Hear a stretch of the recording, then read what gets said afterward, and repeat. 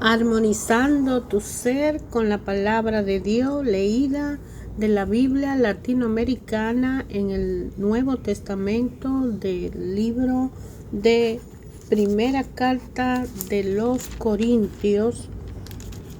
Empezamos a estudiar desde el capítulo 1 en adelante. De Pablo, apóstol de Cristo Jesús, por decisión de Dios que lo ha llamado, y de Sóstenes, nuestro hermano, a la iglesia de Dios que está en Corinto. A ustedes que Dios santificó en Cristo Jesús, pues fueron llamados a ser santos con todos aquellos que por todas partes invocan el nombre de Cristo Jesús, Señor nuestro, y de ellos. Reciban bendición y paz de Dios Padre y de Cristo Jesús el Señor. Doy gracias sin cesar a mi Dios por ustedes y por las gracias de Dios que le ha sido otorgada en Cristo Jesús, pues en Él han llegado a ser ricos de mil maneras, recibiendo todos los dones de palabras y de conocimientos. A medida que se afianzaba entre ustedes el mensaje de Cristo, no les falta ningún don espiritual y solo esperan la venida gloriosa de Cristo Jesús nuestro Señor. Él lo mantendrá firme hasta el fin para que estén sin tacha el día en que venga Cristo Jesús nuestro Señor. Dios es fiel que lo ha llamado a esta comunión con su Hijo Jesucristo nuestro Señor.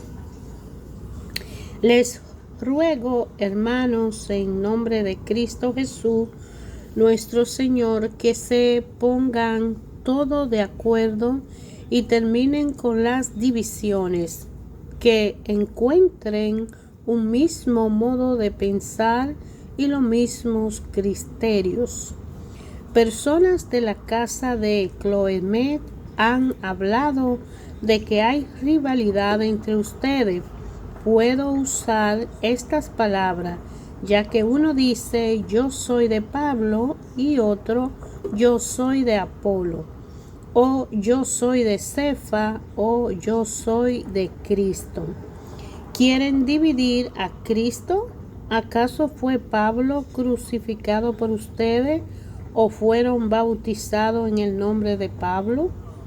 Doy gracias a Dios de no haber bautizado a ninguno de ustedes, a excepción de Crispo y Gallo, pues así nadie podrá decir que fue bautizado en mi nombre. Perdón, también bauticé a la familia de Estéfanas. Fuera de esto, no recuerdo haber bautizado a ningún otro. De toda manera, no me envió Cristo a bautizar, sino a proclamar el Evangelio, y no con discursos sofisticados, pues entonces la cruz de Cristo ya no tendría sentido. Porque el lenguaje de la cruz resulta una locura para los que se pierden, pero para los que se salvan, para nosotros es poder de Dios. Ya lo dijo la Escritura: destruiré la sabiduría de los sabios y haré fracasar la pericia de los instruidos. Sabios, entendidos, teóricos de este mundo, como quedan puestos, y la sabiduría de este mundo, Dios la dejó como loca, pues el mundo con su sabiduría no reaccionó a Dios cuando ponía por obra su sabiduría. Entonces a Dios le pareció bien salvar a los creyentes con esta locura que predicamos. Mientras los judíos piden milagros y los griegos buscan el saber, nosotros proclamaremos a un Mesías crucificado. Para los judíos, qué escándalo, y para los griegos, qué locura. Pero para lo que Dios ha llamado, judíos o griegos, este Mesías es fuerza de Dios y sabiduría de Dios. Pues la locura de Dios tiene más sabiduría que los hombres, y la debilidad de Dios es más fuerte que los hombres. Fíjense, hermanos, en ustedes, los elegidos de Dios. ¿Cuántos de ustedes tienen el saber humano o son de familia nobles e influyentes? Dios ha elegido lo que el mundo considera necio para avergonzar a los sabios, y ha tomado lo que es débil en este mundo para confundir lo que es fuerte. Dios ha elegido lo que es común y despreciado en este mundo, lo que es nada, para reducir a la nada lo que es. Y así ningún mortal podrá alabarse a sí mismo ante Dios. Por gracia de Dios, ustedes están en Cristo Jesús. Él ha pasado a ser sabiduría nuestra, venida de Dios, y nuestro mérito y santidad, y el precio de nuestra libertad. Así está escrito: el que se gloríe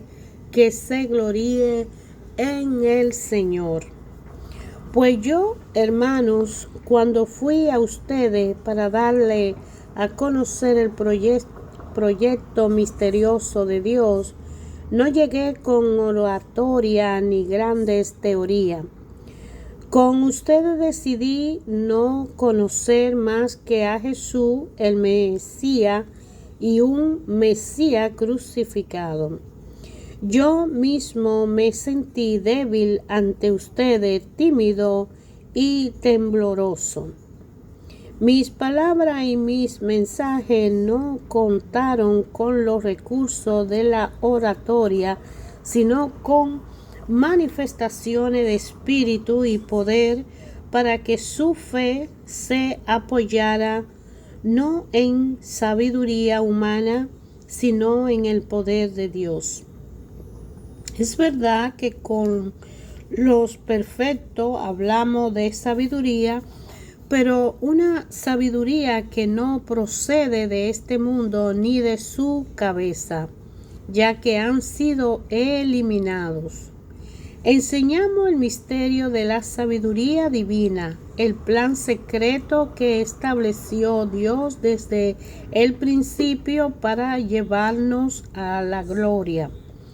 Esta sabiduría no fue conocida por ninguna de las cabezas de este mundo, pues de haberla conocido no habrían crucificado al Señor de la gloria.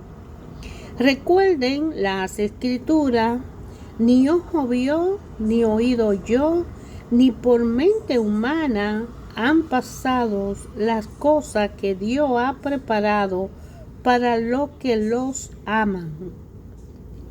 Pero a nosotros nos lo reveló Dios por medio de su Espíritu, pues el Espíritu escudriña todo, hasta las profundidades de Dios. En efecto, nadie nos conoce como nuestro Espíritu, porque está en nosotros.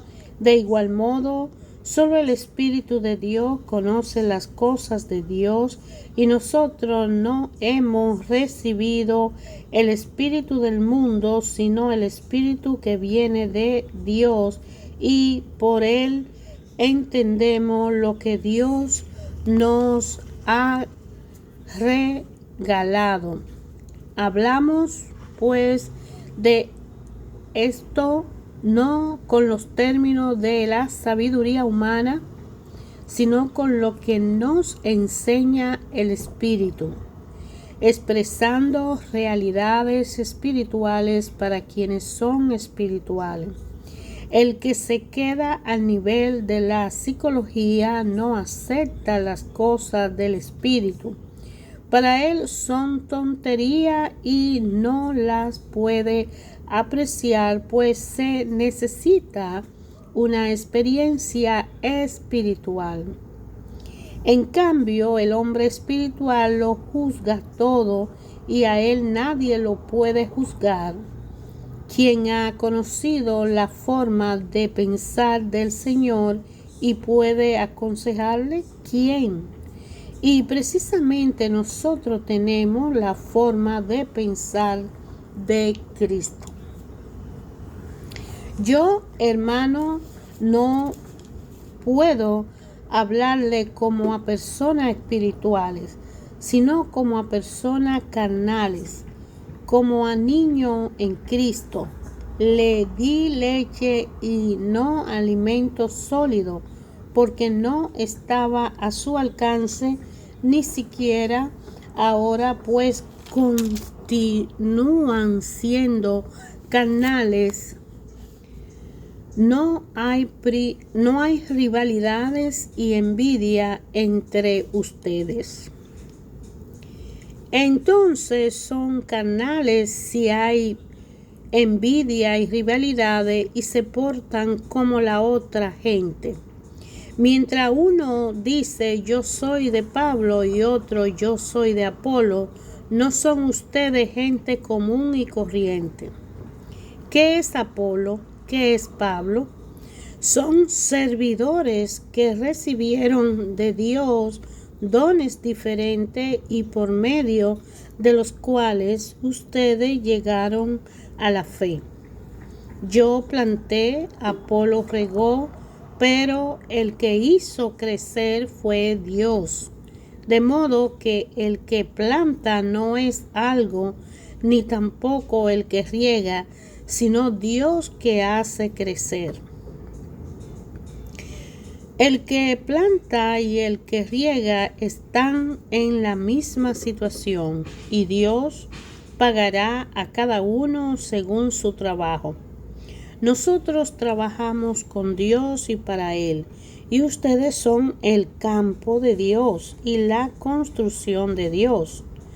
Yo puse los cimientos como buen arquitecto, pues recibí ese talento de Dios, y otros construyen encima, que cada uno, sin embargo, se pregunte cómo construye encima.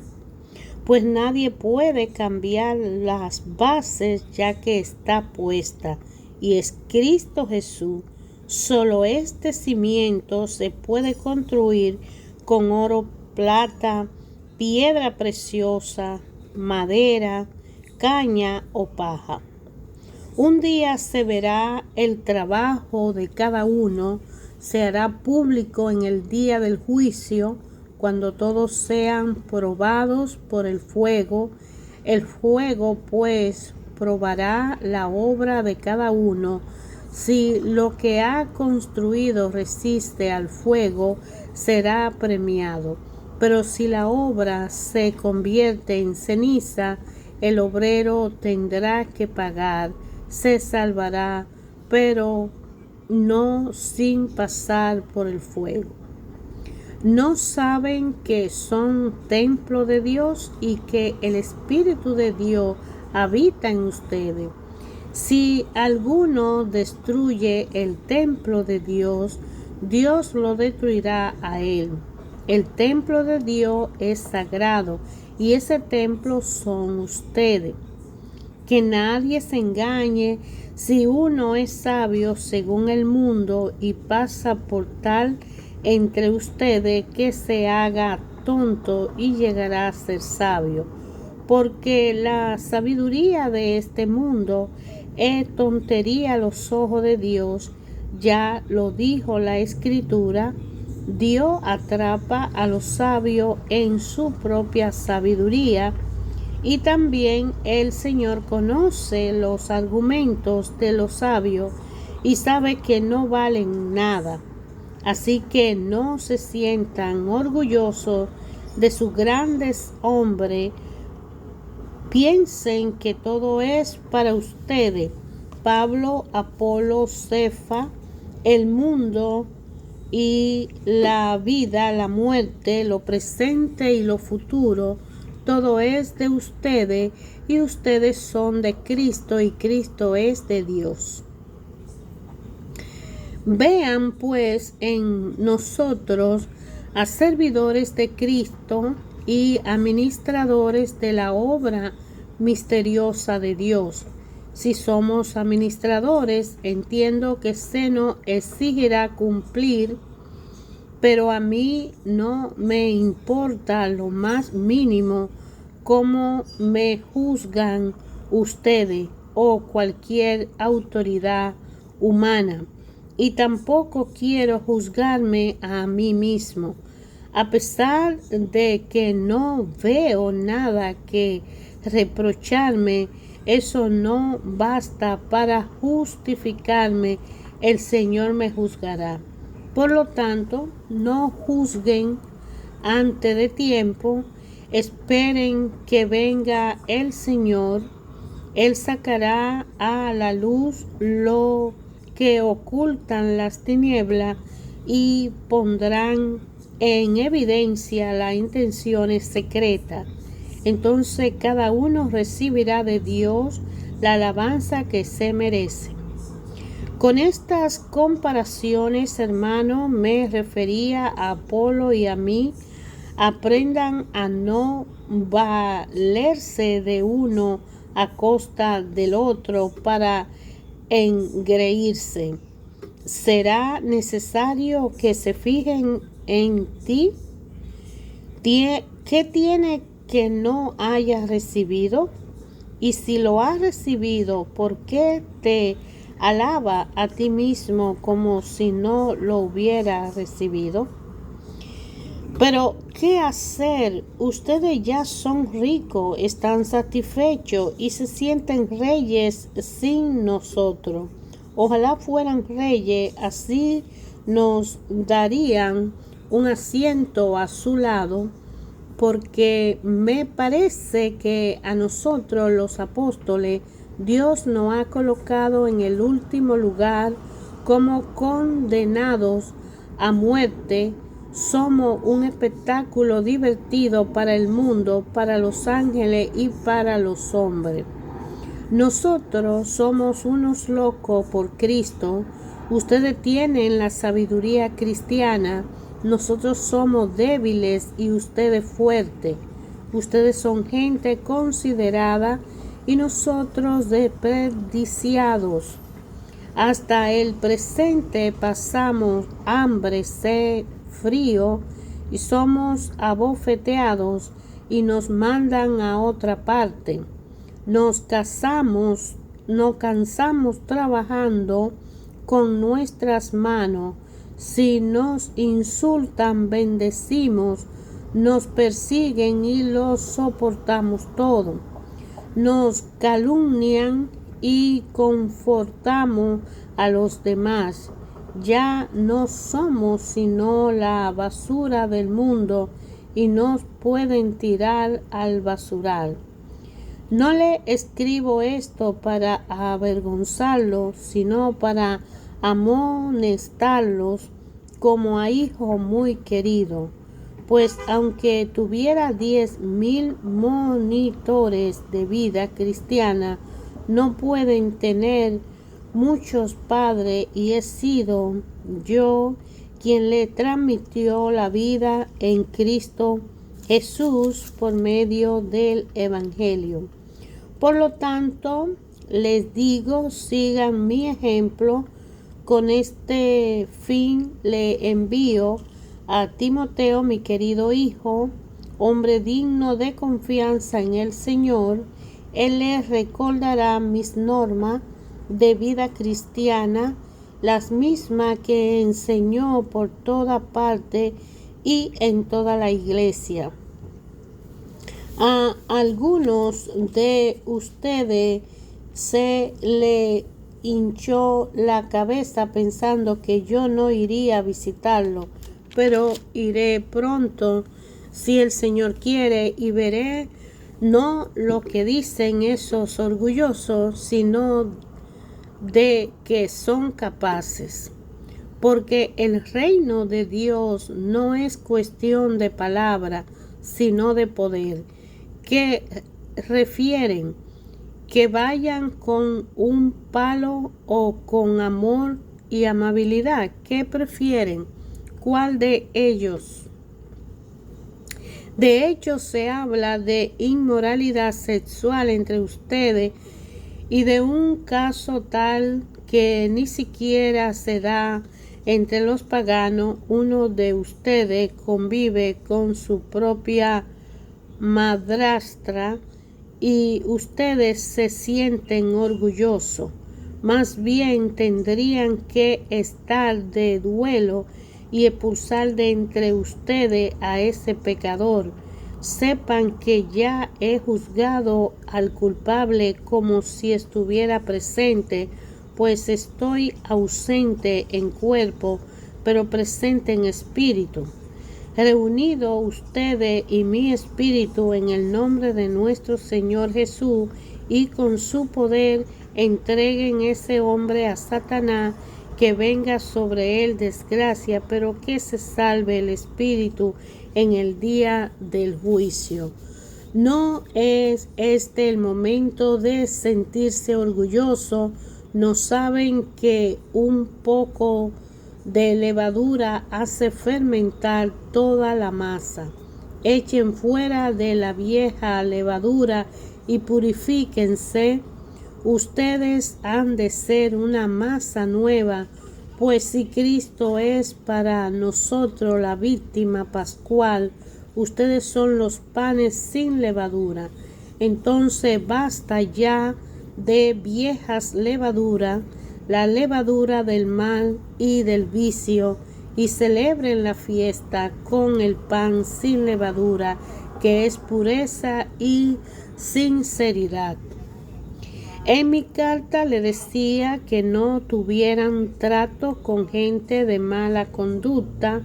Por supuesto que no me refería a los no cristianos que practican el libertinaje sexual, a los que quieren tener siempre más y los que se aprovechan de los demás, o a los que adoran a los ídolos. De ser así, ustedes tendrían que salir de ese mundo. Yo le decía que no tuvieran trato con quienes, llamándose hermanos, se convierten en inmorales, explotadores, adoradores de ídolos, chismosos, borrachos o estafadores. Ni siquiera deben comer con ellos. Yo no tengo por qué juzgar a los que están fuera, pero no son ustedes quienes deben juzgar a los que están dentro. Dejen que Dios juzgue a los que están fuera, pero ustedes saquen al perverso de entre ustedes. Cuando alguien de ustedes tiene un conflicto con otro hermano, ¿cómo se atreve a ir ante jueces paganos en vez de someter el caso a miembros de la iglesia? ¿No saben que un día nosotros los santos juzgaremos al mundo? Y si a ustedes le corresponde juzgar al mundo, serán incapaces de juzgar asuntos tan pequeños. ¿No saben que juzgaremos a los ángeles? ¿Y por qué no entonces los problemas de cada día? En esos asuntos deberían poner de jueces a los últimos de la comunidad. ¡Qué vergüenza! Así que entre ustedes no hay ni un solo entendido que pueda ser de árbitro entre los hermanos? Pero no un hermano demanda a otro y lleva la causa ante paganos. De todo modo, ya es una desgracia que haya entre ustedes pleitos, pero ¿por qué no mejor soportar la injusticia? ¿Por qué no aceptar perder algo? Al contrario, son ustedes que cometen injusticia y perjudican a otros que además son hermanos. ¿No saben acaso que los injustos no heredan el reino de Dios? No se engañen, ni los que tienen relaciones sexuales prohibidas, ni los que adoran a los ídolos, ni los adúlteros, ni los homosexuales, y los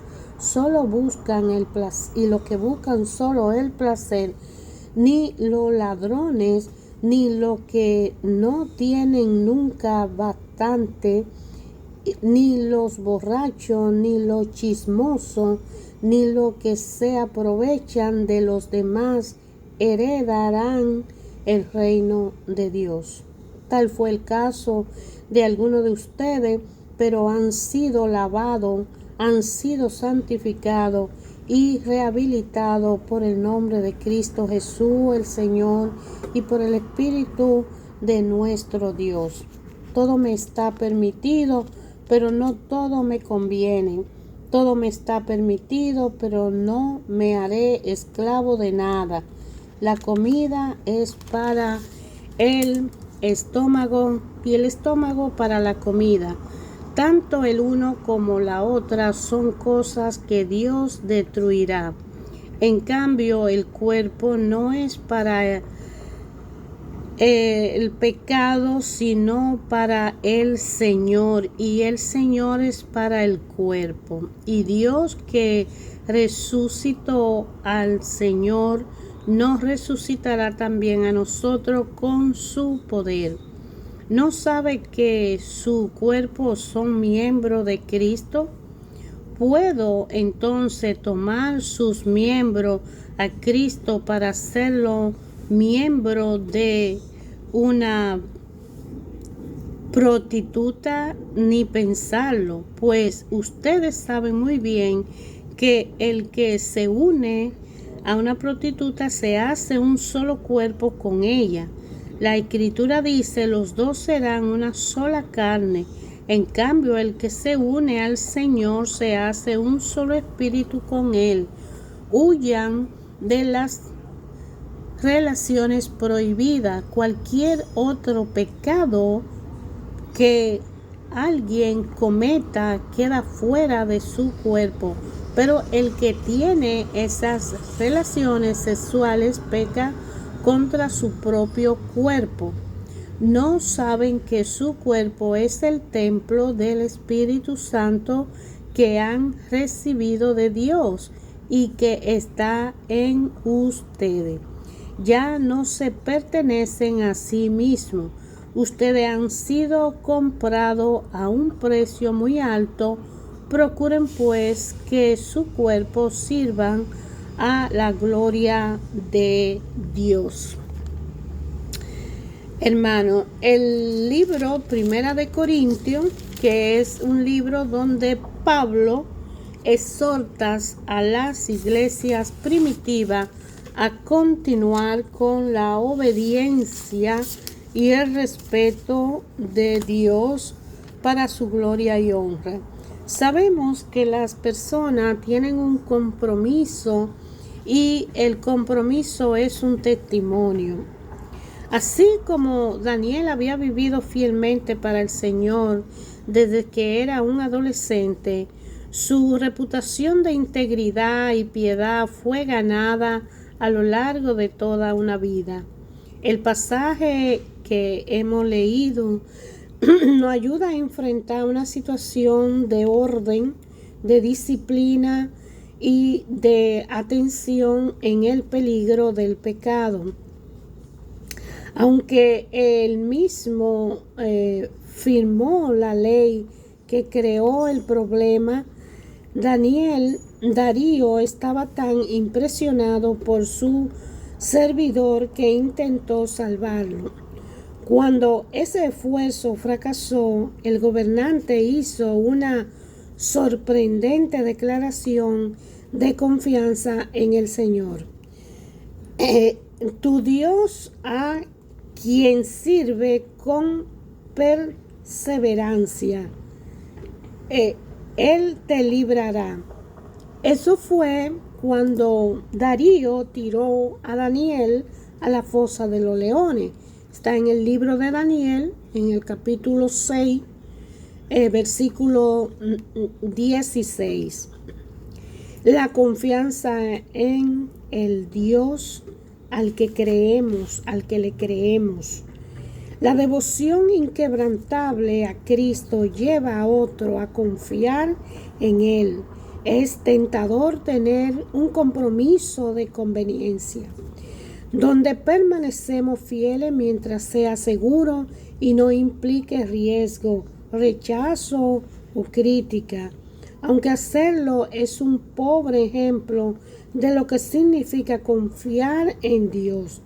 Debemos recordar que nuestra manera de actuar puede atraer a la persona al Señor Jesús o alejarla. Si usted desea ser como Daniel, ponga en práctica su compromiso con Cristo, tanto en privado como en público. El tiempo que pase a sola con Dios transformará su carácter. Entonces su integridad podrá inspirar a otro a desear conocer al Señor.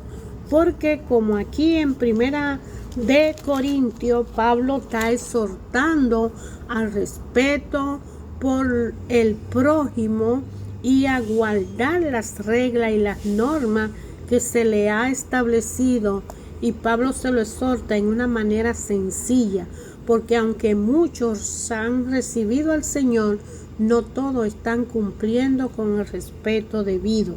Y al recibir al Señor y está el Espíritu Santo en nuestro ser, el pecado se aleja de nuestra vida, pero si no cumplimos con las normas establecidas, pues el pecado sigue viviente y el Espíritu Santo está impedido de actuar para mejorar nuestra calidad de vida.